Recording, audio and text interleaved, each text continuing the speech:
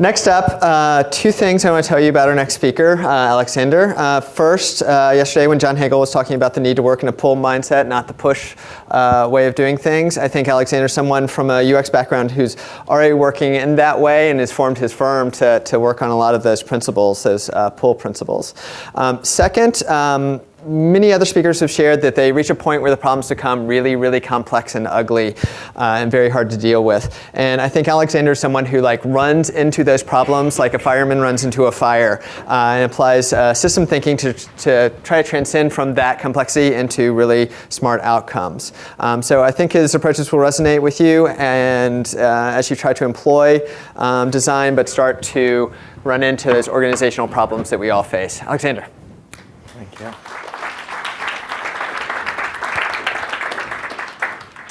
Hi there, can you hear me? Okay. Yes, thank you, Brandon. That was, I hope I live up to it. Actually, I hope I don't bore you because some of the stuff that I will talk about is has not so much to do with the customer experience. It has more to do with the experience for the employees in an organization. But I think that a lot of what you people are doing is extremely helpful to leverage a better experience in an organization, facilitating better, systems to, in the end, also facilitate better customer experiences. So, oh God, this is not intuitive to me, but it works. So, the usual blob, it's only 2 slides, is I'm running an advisory firm together with other people, and we enable organizations to innovate on business, product, and service strategy, looking beyond the known event horizon. So most of the stuff that we are doing is actually futures thinking stuff, systems to deal with foresights, scenario planning. But the case I will give you today is actually something that has not a lot to do with looking into the future, but influencing the future quite a bit.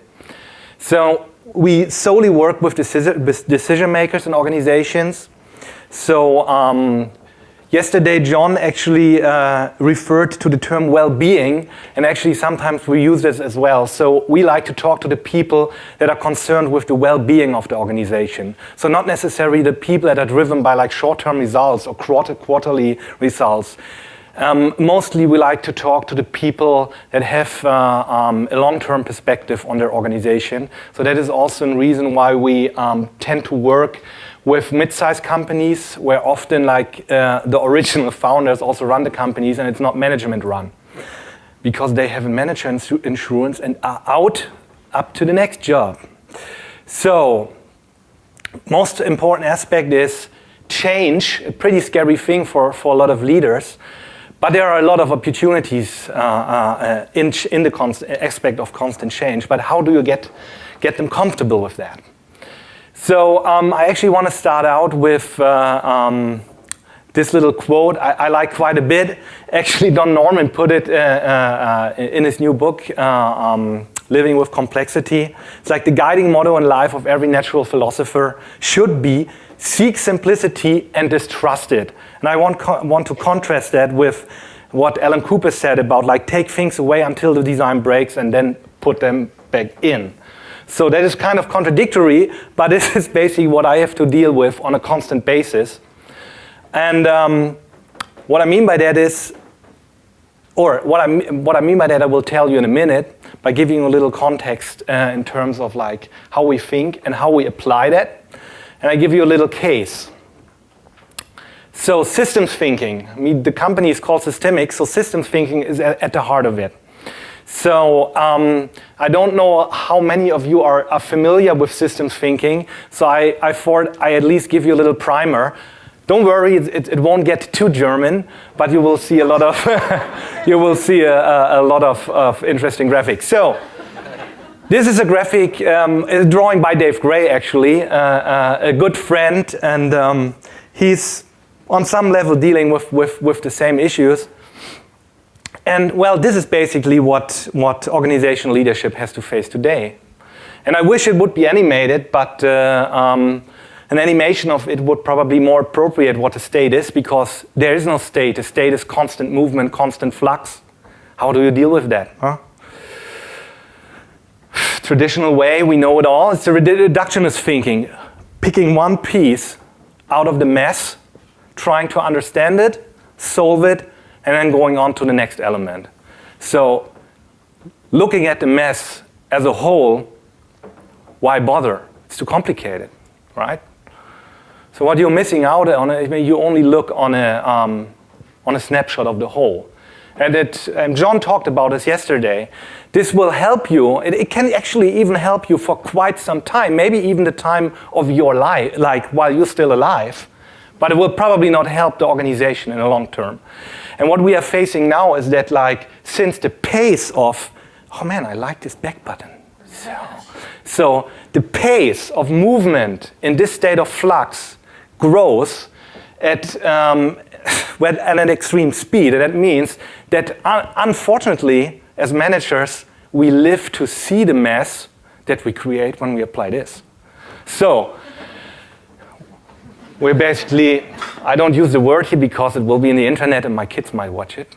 So what are we going to do?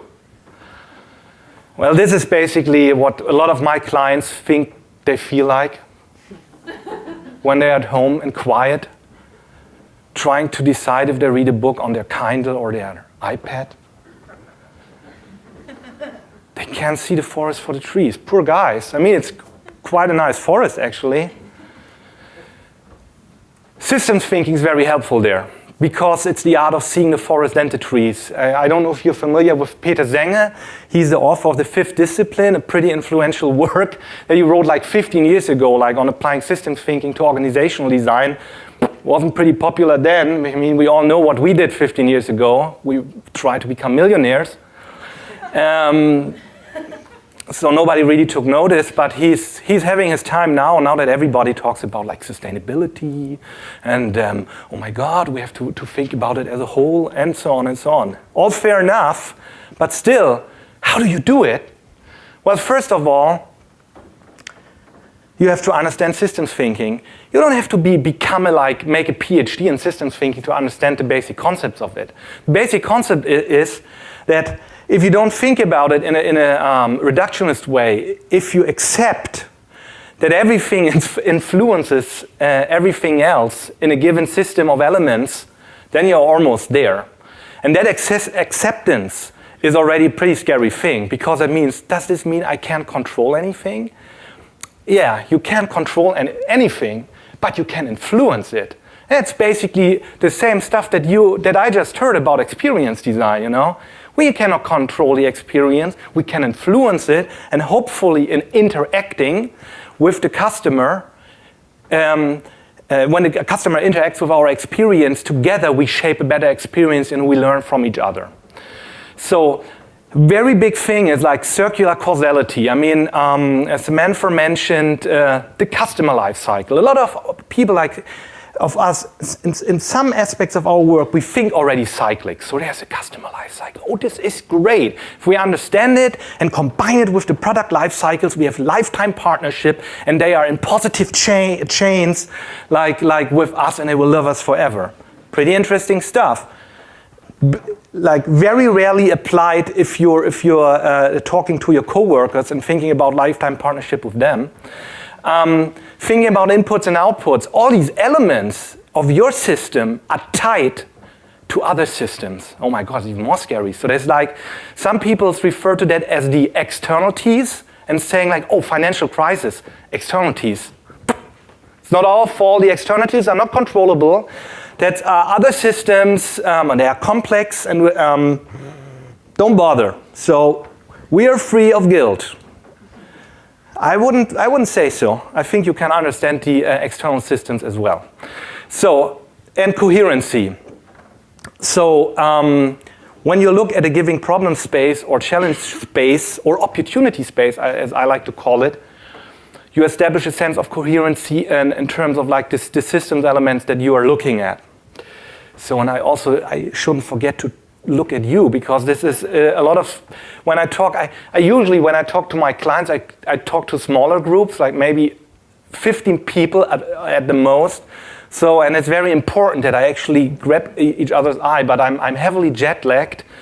And I also have the order to make it in time for lunch. And this gets makes a German nervous, I can tell you. So anyway, last thing, theory is already almost over. It's like the embeddedness. I talked about it in the beginning, the interconnectedness. So maybe even this sounds a little bit, what the hell is he talking about? Is he a Buddhist? Is this like some esoteric stuff he refers us to? Is he one of those guys with the shingalings and dingalings that says like, hey leadership, let's listen to the shakuhachi flute for half an hour, then draw out a map, and then you believe in it. You feel attracted to the flow of unconstant things coming in, but it's all opportunities. No, I'm not. But still, everything is, so the systems are embedded in systems and systems, and they're interconnected. So these are the ones that we usually deal with here. It's like we are in some organization, or we work with an organization. We have to deal with a service or product universe, and then a given tangible, more or less tangible in these days, artifact. And this all is embedded into a market. Whoa, what the hell is that? So this is actually, I assembled this graph of lots of graphs to give you the really quick wrap up, where I see like all these like the product and service ecosystems that I won't talk about today. But it's what we are essentially doing here is it's still the same as when we were living in the caves. It's like two people. Well, yeah, it's essentially two people, two living beings, two living systems coming together, wanting to interact, wanting to exchange. John talked about it yesterday as well. So one might push, one might pull.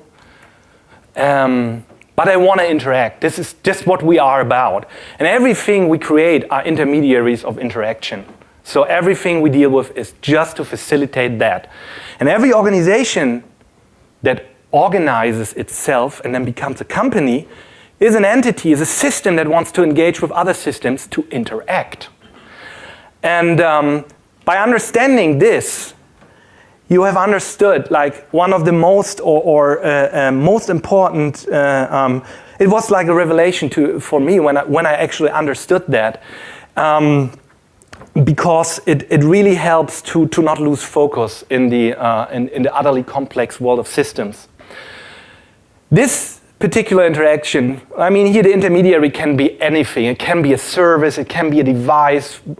You name it. You probably have some things in your intermediary technologies, products in your head that I don't even think about.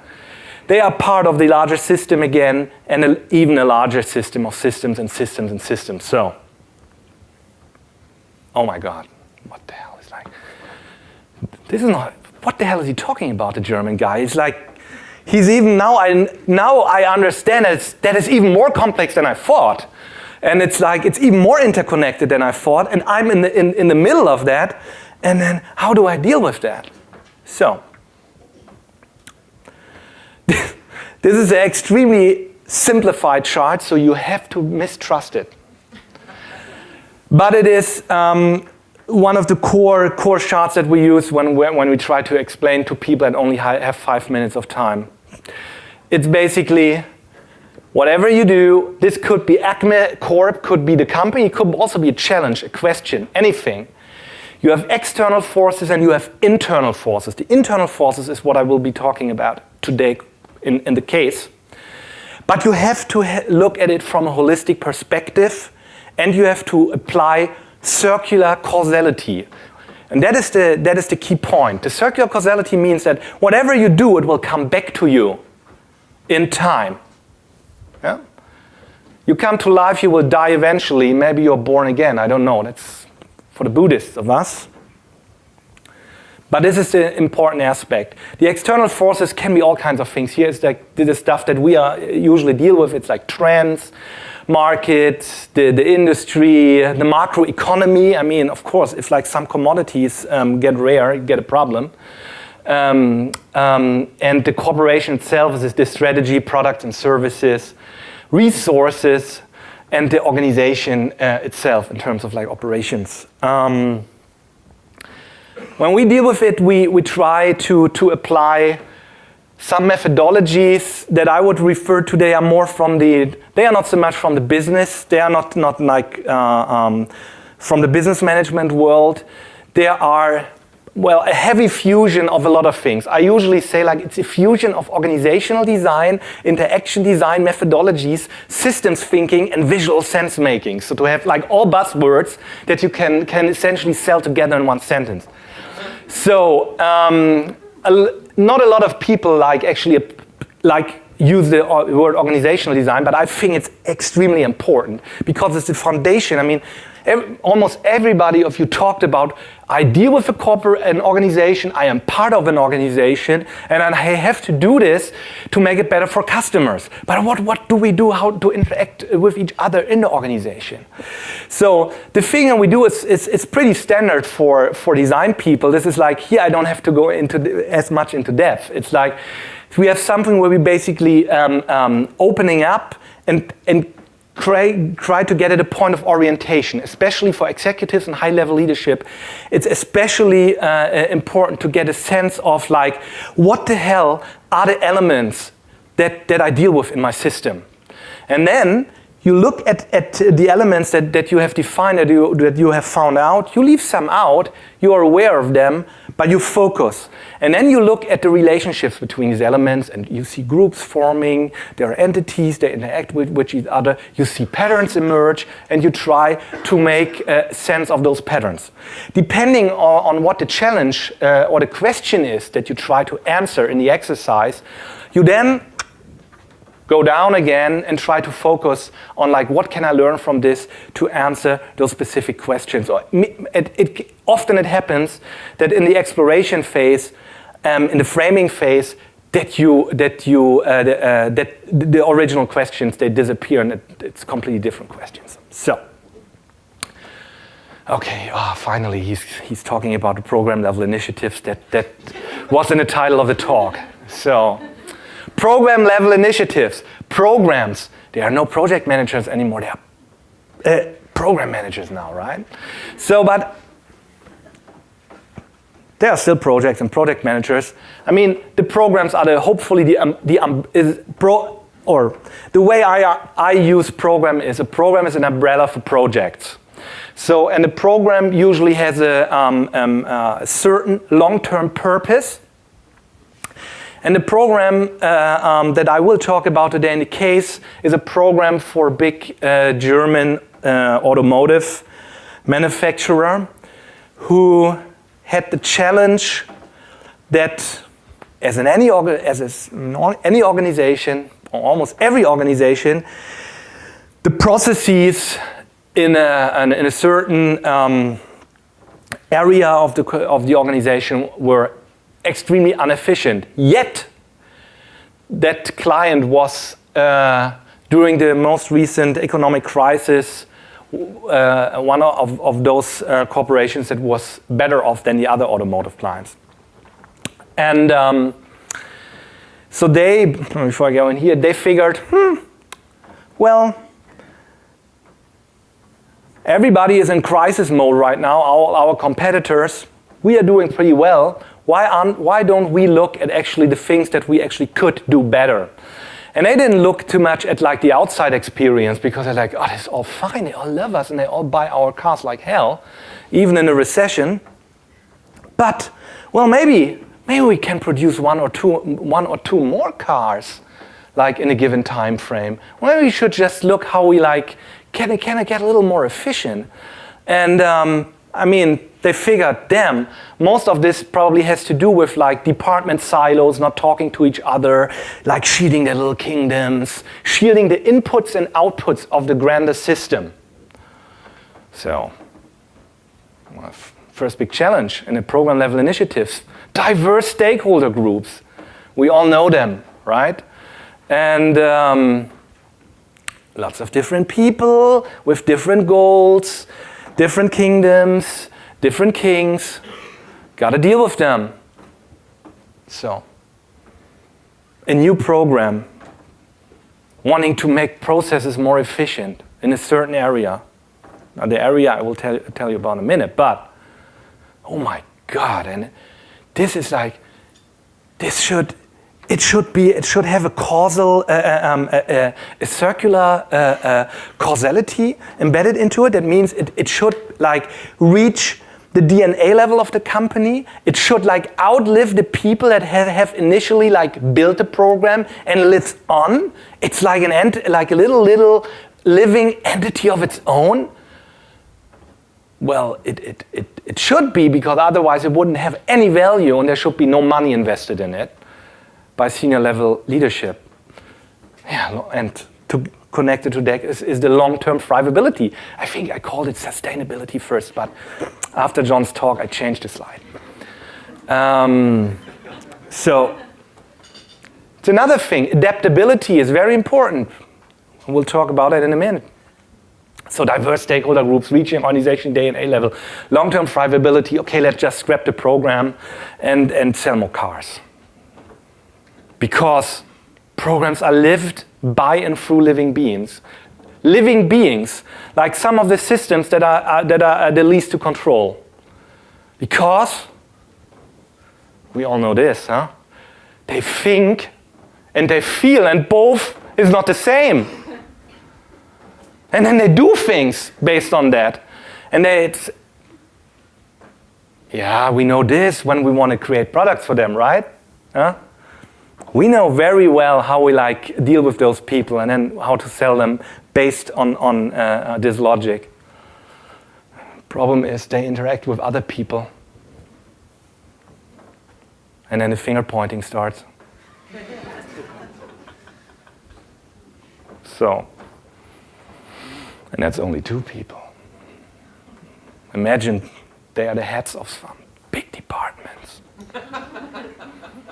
Wow. Oh, you feel the weight? You feel the finger pointing? You feel the thinking?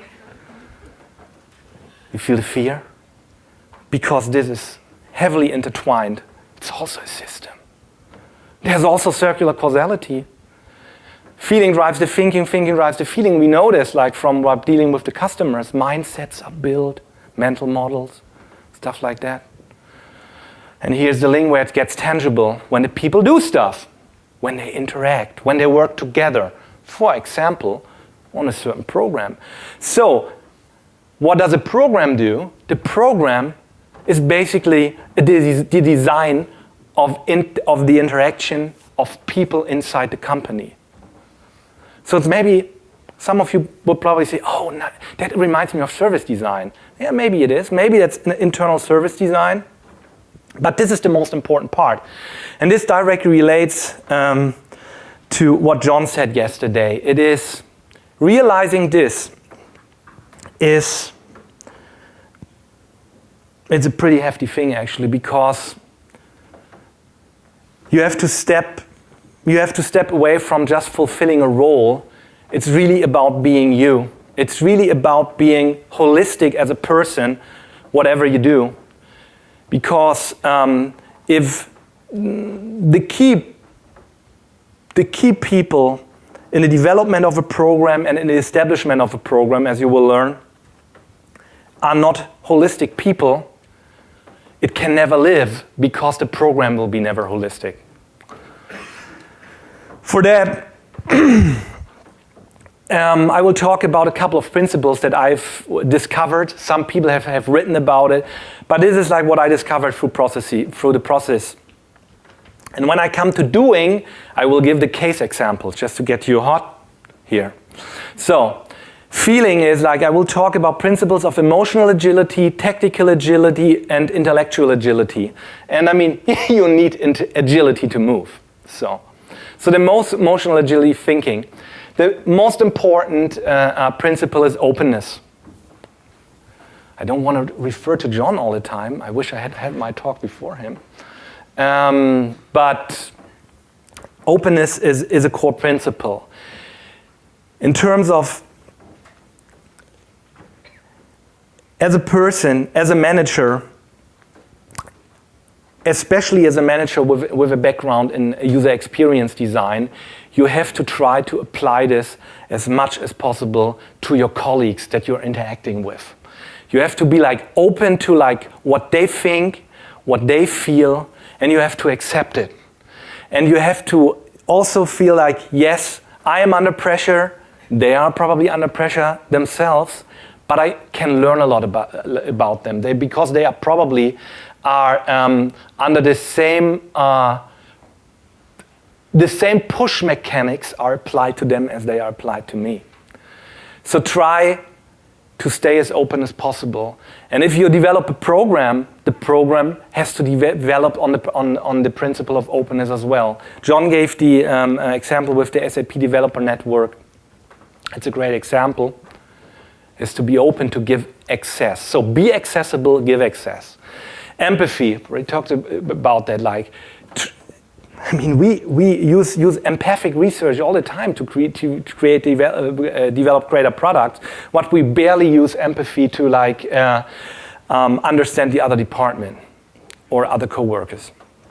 Intrinsic motivation is find the space where you can motivate yourself to do that. And I think one of the things is basically to go into a group like this that is also diverse, but also shares common goals and a common passion. Because from that you can take something back that will help you to keep up being open and empathic in the organizational environment. Mindfulness. I knew that the German is a Buddhist.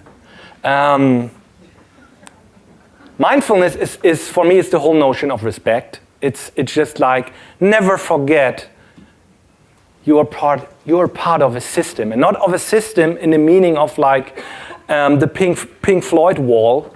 The system in a systems thinking sense. The system as an opportunity to engage and interact, and always expect that everybody is. If they are forced to interact with you or if they really are intrinsically motivated to interact with you, it doesn't matter. Mindfulness and respect is the key. Adjustment. Remember when I told you that I changed the slide from sustainability through thrivability? That's the very small aspect of adjustment. Change the stuff. Go back to the guy you talked to yesterday and talk again. We do it in the design all the time. Deploy, iterate, try it out again. Experimentation, very important. And optimism. I don't say anything more about optimism. I'm a German. So, intellectual agility. Systems, intuition, emotional intelligence, visualization, synthesis, and abductive reasoning. Oh my God, what the hell is he talking about? I think by accident, but by a good accident, I put this all on one slide so we can proceed further in a very fast fashion. So intellectualism is like basically means systems thinking, is like accept systems thinking, try to practice systems thinking. There are great programs to learn it, there are great resources, great books, but accept it. Intuition, I mean, people from our field that have management roles are pretty good at intuition when we have a design background. So I don't have to elaborate on that much. Emotional intelligence, it's the counterpart to, or not the counterpart, the sibling of empathy. Whoops. Visualization. It has been said a couple of times. I can only like underline that is visualize, visualize, visualize. I will just show you like how you can, like very complex things. If you visualize them, you will have people to react them to them in another fashion. Wow. I'm used to like skip this through in one slide per word, and synthesis. It's a sibling to adjustment to. Synthesize things, for example, emergent mechanics in a given system into applying it to a similar pattern that emerges or that you see in another system. And abductive reasoning, that is, I have to do it again. I have to refer to John Hagel again. That's the what if. So to establish a mindset and also try to encourage everybody around to like allow what if thinking. So tactical agility, case, finally the case comes. So doing. Tactical agility, multidisciplinary collaboration. If you want to like deal with diverse stakeholder groups, you have to facilitate multidisciplinary collaboration. I mean, you know more tools to do that than I do. Use those. Understanding and need finding. That's pretty close to what we know from the design processes. Iterative prototyping and experimentation. What? When you develop like an internal program for an organization? Oh yes. Systems mapping. I already showed you a little bit of that. Storytelling and gamification. That's actually something where Dave Gray's company is really good at. Is especially executives are very game as soon as you has opened them up or they are already open to understand the effects of system thinking and systems in general to their organization or to the fate of their organization when you use A, stories and B, games to make it tangible and to make them live through it. Like one of the oldest ones was developed at MIT in I think 1989 or something. It's called the beer game. Anybody heard about it? The beer game? You heard about it? It's actually in a pretty dramatic way shows you like how the mechanics, the market mechanics of a traditional distribution chain doesn't work out in long term. If you look it up online, it's a fantastic game. And co-creation. So coming from working collaborative to actually become co-creative with the others. Okay, now tell us like how can we do it? So we actually, as everybody has its own little process. Our process is a circular process. And the common goal is that like whatever we develop, what we help a client with is we only do it once and then they can do it on their own. So it's very rare for consultants because we make them independent of us, but we're also very bored fast and we want to have new challenges, complex challenges. So we start off with what I already told you about is the orientation and the determination phase that is actually the whole systems framing thing. And then we translate it to the organization, apply it, help them to apply it, and then transition the program into life. So how does that look like? At first, orientation, similar thing. We basically look like how do the people work? And now that I talk about it, I completely realized that I forgot to tell you what the program is actually about. It's marketing process optimization. So what the hell is marketing process optimization? So some people might think what it means. It means a very specific thing for that automotive client. It's like whenever a new product is developed and a new product gets released into the market, you have a cycle of a given amount of months. I just make it up. Let's say it's 80 months. From like the time where the car can be produced and can be communicated in the market and is actually you will be able to purchase it. So during this time period, 3 departments, that's why I put 3 departments in here, have to interact with each other to make that happen. To give you a tangible example on that is like, all the new cars, they take photos of them on monolake because nobody sees when they take the cars. But because of the inefficiency of these processes, oftentimes they try to make the photos, but the cars are not there because the department didn't talk to each other, and they send out photographers without cars.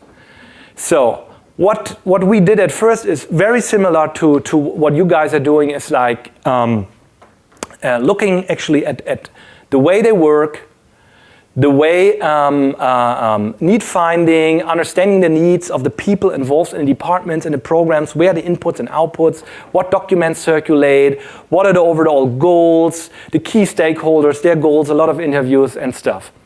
That we all funnel down in like these like huge posters, very important, to get all these findings, and then reduce that to easily digestible models that actually show the goals. And this is very important. Why are there little people standing in front of it? Because we only work with huge posters where people can stand in front of it and draw on those posters. And it's in the determination phase, very important, because this is where, like, when you found those findings and you talk to the executives, if you show a big poster that shows the overall system and the impact of it, and the executive can then take a pen and draw in it, this is it's an unbelievable experience in itself. I had moments where executives said, we have never seen all these different things together, and could look at it also with a group of 10 people next to each other to see it and talk about it.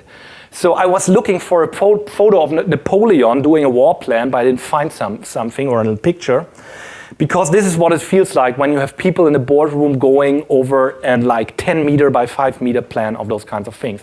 And below there, because the time is up, as I understand, is you will see, they could see here, it's just like all stage gate process, important show-stopping events. But here they could see that, like, oh my God, if we shorten the time in the master process here, we can achieve layered processes which allow us in the end to produce 2 more cars and sell more cars. What I also found out is, in the need finding phase, is they don't use digital tools. Imagine that. A big car manufacturer, they had all these enterprise process modeling software, nobody used it. All the marketing departments, they were using PowerPoint, Project, Visio, and one time in the year they would fiddle their information in the case-wise or whatever they're using for internal revision, you know? So we said, like, and they were already, the IT department was already, hey, let's deploy some like social intelligence platforms to make us all work together better. Would never work.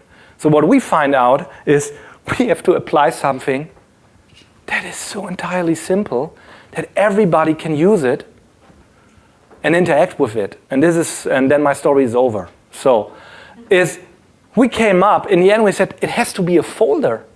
It has to be a folder. And the funny thing is, it's a folder with pages in it, and this pages has no pagina. It's not a linear flow. Each page is a part of the process. This process is accompanied by a foldable map. And the map is not like a Gantt chart. It is, you fold it so that you fold it like you would like look at an iPad. The time-based plans become to-dos. And you could easily, by a visual system, say, like, what is important for my department? What are the other important aspects? What are my main inputs and outputs? Stuff like that. And most essentially, before that, no, you could not put a new employee somewhere and say, understand how this all works together, how we work together with the other departments. Wouldn't work. With that, they can.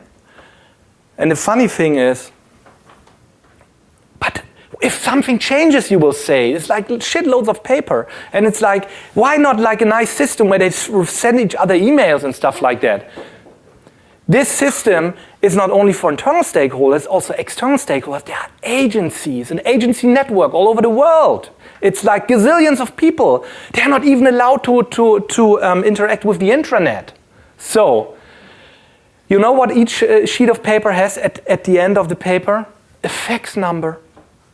You can just write into the paper what you want to have changed or what you want to have discussed and send it to a central fax number. And the central fax number was actually the birth, and this is like where I probably will end off with the transition, because it's like far more complex, but It was the birth of a new internal department concerned with integrated communication. And that is the program, how it's called now. It's the integrated communication program. So there are managers now that their job is to make this program, to live this program, and to basically facilitate it and carry it through. And so these people, they were early adopters of the vision of the program and came aboard, and then convinced their superiors to create new roles for them. So that was quite a big thing. And now the process, the more efficient process is used on every new product, the marketing for every new product on the processes. So, and I end off with this. Sorry that I'm like, it's my Germanness, I know. Talking too much. But it is a hard thing to condense this into 30 minutes, all this kind of stuff. This is the most important. I hope I got that across. Like all the other stuff, you have all the tools. You have all the tools. Like I had all the tools, but I thought like I don't want to do 70% organizational design. Nobody pays me for it, so I just made it part of the business. So B. Do this and B.